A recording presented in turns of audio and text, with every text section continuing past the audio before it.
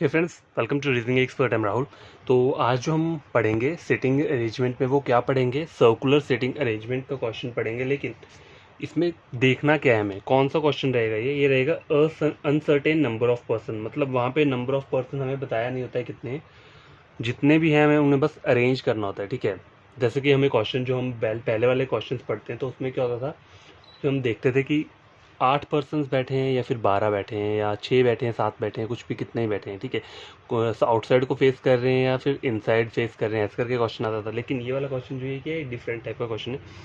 तो इस वाले क्वेश्चन को हम कैसे सॉल्व करेंगे, तो आज वही हम क्या करेंगे, देखेंगे। ठीक है, तो वैसे देखो क्वेश्चन चेक करो, स्क्रीन पे क्या बोल रहा है। An uncertain number of person sitting around the circular table, some of them are facing inside and other are facing outside. Opposite direction mean if one is facing inside the center, the second one face outside the center and vice versa। समझ आई बात की क्या बोल रहे हैं? तो आपको करना क्या है, पहले आपको सर्कल तो ड्रॉ कर लेना है, लेकिन यहाँ पे पर्सन्स को सेट नहीं करना है क्योंकि हमें नहीं पता नंबर ऑफ टोटल पर्सन कितने हैं। अब मुझे क्या बोल रहा है, देखो 3 persons is sitting between I and E. देखो आई और ई के बीच में 3 पर्सन बैठे हैं, तो अगर मैं आई को यहाँ पे बना देता हूँ तो 1 2 3 और ई। ठीक है, तो मैं ऐसा कर देता हूँ, आई और ई के बीच में 3 पर्सन बिठा देता हूँ और यहाँ पे भी क्या करता हूँ, आई और ई के बीच में क्या करता हूँ, 1 2 3, ये हो गया, यहाँ पे आई हो गया और ये ई हो गया। ठीक है, अभी इन्होंने बोला क्या है, 3 person is sitting between I and E and both face opposite direction. इसका मतलब क्या है, मतलब अगर एक इनसाइड फेस कर रहा है तो दूसरा आउटसाइड फेस कर रहा है। ठीक है, यही बोल रहा है। ठीक है, या फिर क्या हो सकता है, यहाँ पर मैंने आई को क्या की, आउटसाइड किया, तो मैं यहाँ को आई को इनसाइड कर देता हूँ, इसको क्या करता हूँ, आउटसाइड बना देता हूँ। ठीक है, ये कंडीशंस मेरी यहाँ पे अप्लाई हो गई हैं। आगे क्या बोल रहा है, H is sitting second to the right of both E and I. H is sitting second to the right of both E and I. तो देखो ई के राइट पे आई यहाँ पे सेकेंड पोजिशन पे आ गया और आई के राइट पे भी, सॉरी सॉरी एच को बोला है ना उन्होंने, तो एच आएगा, सॉरी यहाँ पे H is sitting second to the right of I बन गया। H is sitting second to the right of I और ई, दोनों को बोला है इन्होंने। देखो H is sitting second to the right of both E and I and face opposite direction as I face.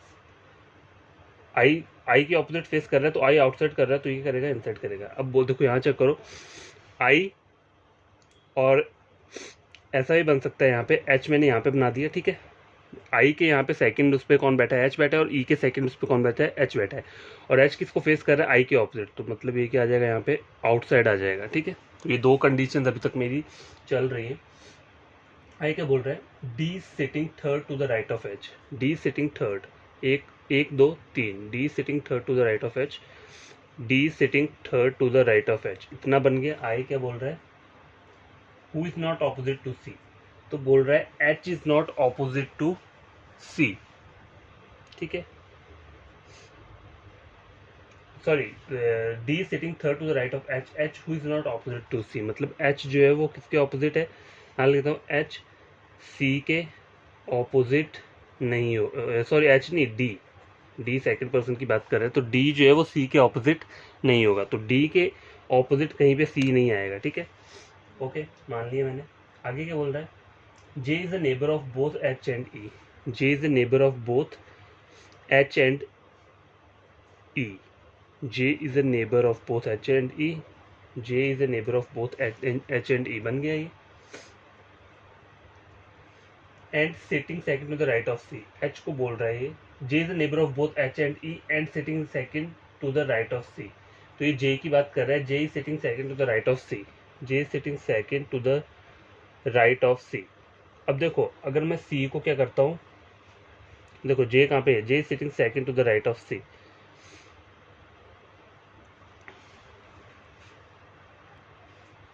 देखो J is sitting, उन्होंने बोला देखो J is the neighbour of both H and E and word J के लिए use है, J is sitting second to the right of C, C who is not neighbour of H, तो H C यहाँ नहीं आ सकता। ठीक है, समझ आ गई बात। ठीक है, यहाँ पर नहीं आ सकता, तो बोला कि J is second to the right of C, sitting second to the right of C, J sitting second to the right of C। तो अगर C यहाँ बनाता हूँ तो ऐसे करके आएगा, तभी आएगा J is sitting second to the right of C। J is sitting second to the right of C. बन गया. Who is not immediately right? J is third to the left of B. J is third to the left of B.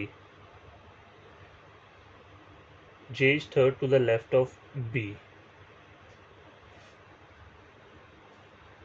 B आ जाएगा यहाँ पे. J is third to the left of B और J is third to the left of B. तो यहाँ कैसे बनाओगे? यहाँ पे बनाना पड़ेगा. सॉरी, ये राइट आ रहा है तो अंदर को लेना पड़ेगा. J is third to the left of B. 1 2 3. ठीक है, हो गया. J is third to the left of B. B, who is third to the right of both J and K? B is third to the right of both J and K. ठीक है. B is third to the right of J and sorry के बोला है तो के क्या आएगा यहाँ पे, इस वाले डायरेक्शन पे आएगा के. ठीक है, 1 2 3. ठीक है. J is third to the right of, क्या बोला है हमने, J is third to the right of B. B who is third to the right of both J and K. B is third to the right of both J and K. B is third to the right of both J and K. ठीक है.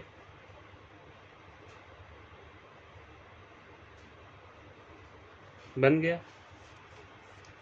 C face towards the centre. C क्या face कर रहा है centre पे. यहाँ मेरा C outside आ रहा है तो ये मेरा डायग्राम क्या हो गया, गलत हो गया. ठीक है. And is sitting second to the left of D. And is sitting second to the left of D. Sitting second to the left of D. तो ये लो हो गया sitting second 1 2 second to the left of D. तो ये वाला diagram क्या है, मेरा एक्यूरेट बना है. ठीक है. मेरा जो मेन डायग्राम है वो क्या है, नंबर 1. ठीक है. अब हमें करना क्या है, क्वेश्चंस को सॉल्व करना है. तो ये वाला गलत हो गया, ये वाला सही हो गया. तो देखते हैं, क्वेश्चन सॉल्व करते हैं. तो गाइस क्वेश्चंस मैंने लिख लिए हैं 5 यहाँ पे. और देखो एक चीज़ और आपको बता देता हूँ, इस डायग्राम को बाद में मैंने इस तरीके से ड्रॉ कर लिया है. और मैंने इसे ड्रॉ ऐसा क्यों किया है, क्योंकि देखो यहाँ पे अगर क्वेश्चन में आपको पूछा जाए कि जे का ऑपोजिट कौन बैठा है तो आप यहाँ से नहीं बता सकते. ठीक है, नहीं बता पाओगे, क्योंकि यहाँ पे जो हमारी डायग्राम बनी है वो इस तरीके से बनी है. क्योंकि हमें टोटल नंबर ऑफ पर्सन्स यहाँ पे पहले नहीं पता था, लेकिन बाद में जब डायग्राम बन गया तो हमें पता चल गया कि काउंट करके नंबर ऑफ पर्सन्स कितने हैं, 1 2 3 4 5 6 7 8. तो 8 पर्सन्स की डायग्राम जो है वो ऐसे करके बनती है. ठीक है. तो मैंने बी से स्टार्ट किया, बी को ऊपर ले लिया और वैसे ऐसे करके मैंने ये बना दिया. ठीक है. तो ये हमारा क्या बन गया, फाइनल डायग्राम क्या है आपका, ये बना है. ठीक है. इस तरीके से आप इसको फाइनल डायग्राम को क्या कर सकते हो, कंप्लीट कर सकते हो. तो पहला क्वेश्चन स्टार्ट करते हैं. क्या बोल रहा है, what is the position of के विद रिस्पेक्ट टू डी. के की मुझे पोजीशन बतानी है. के कहाँ पे है, ये है, with respect to D. D को चेक करके, तो second to the right. D से चेक करना है तो डी के सेकंड राइट पे के बैठा है. ठीक है. Second to the right. ठीक है. देखो सेकंड फोर्थ, जहाँ फोर्थ तक होता है. देखो थर्ड होगा, सेकंड होगा, थर्ड होगा, फोर्थ होगा. अगर यहाँ चेक करोगे तो 1 2 3 4 5. ठीक है. 5 आ रहा है कहाँ से, सॉरी 6 पोजीशन आ रही है लेफ्ट साइड से. इतना बड़ा नहीं पूछता वो कहीं भी. ठीक है. मैक्सिमम 4 तक ही रहता है ये. ठीक है. तो आपको एंटी क्लॉक वाइज चेक करने की ज़रूरत नहीं है, मतलब लेफ्ट में चेक करने की ज़रूरत नहीं है, सीधा राइट में देखो, आंसर आपका वही होगा. How many person are facing away from the centre. मुझे बताना है कि कितने पर्सन सेंटर को फेस नहीं कर रहे हैं. अवे मतलब आउटसाइड फेस कर रहे हैं. 1 2 3, ओनली 3. तो आपका आंसर क्या रहेगा, option number C. Who among the following pairs facing same direction and sitting opposite to each other. मतलब बताना है कि सेम डायरेक्शन में है और ऑपोजिट फेस कर रहे हैं. के सी जे डी. देखो के सी देखो के सी जो है सेम डायरेक्शन में फेस कर रहे हैं और एक दूसरे के ऑपोजिट है. तुम्हारा आंसर क्या निकल के आ जाएगा, के सी ही आएगा. उन्होंने बोला है ना, देखो यहाँ पे who among the following pair facing same direction. तो सेम डायरेक्शन कौन फेस कर रहे हैं यहाँ पे, सिर्फ के और सी ही फेस कर रहे हैं. ठीक है. और कोई भी सेम डायरेक्शन फेस नहीं कर रहा है. देखो जे और डी भी फेस कर रहे हैं. जे डी है यहाँ पे, देखो जे डी भी है.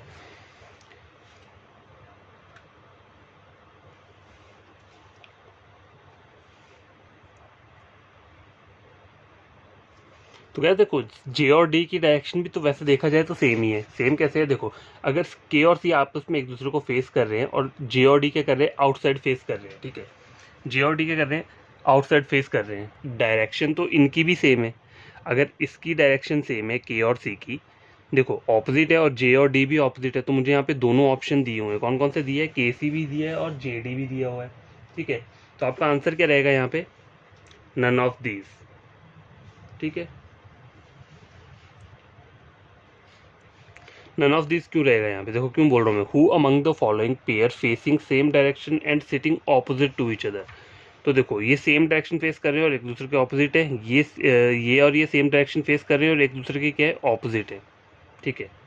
तो इसमें इसलिए हमने एन ओ टी लगाया है, क्योंकि के सी भी यहाँ पे एक ऐसा पेयर है और जे डी भी दोनों पेयर है, तो हम दोनों को एक साथ आंसर नहीं दे सकते, इसलिए हमने क्या किया? एन ओ टी को क्या दिया है इसका यहाँ पे आंसर दिया है, ठीक है। What is the position of E with respect to I? Position of E with respect to I, I से चेक करना है। अगर मैं आई के लेफ्ट में जाऊँ या राइट में जाऊँ तो 1 2 3 फोर्थ पोजीशन पर ही बैठा है, तो fourth to the right, option number E क्या है? करेक्ट है। If all the friends sitting according to alphabetical order, alphabetical order क्या होता है? जैसे ए बी सी डी दिया तो ए से स्टार्ट होगा फिर बी सी डी ऐसे करके आएगा, उसे बोलते हैं हम alphabetical order. In anticlockwise direction, anticlockwise क्या होती है? उल्टी, सर्कल के उल्टी वाली डायरेक्शन, ठीक है।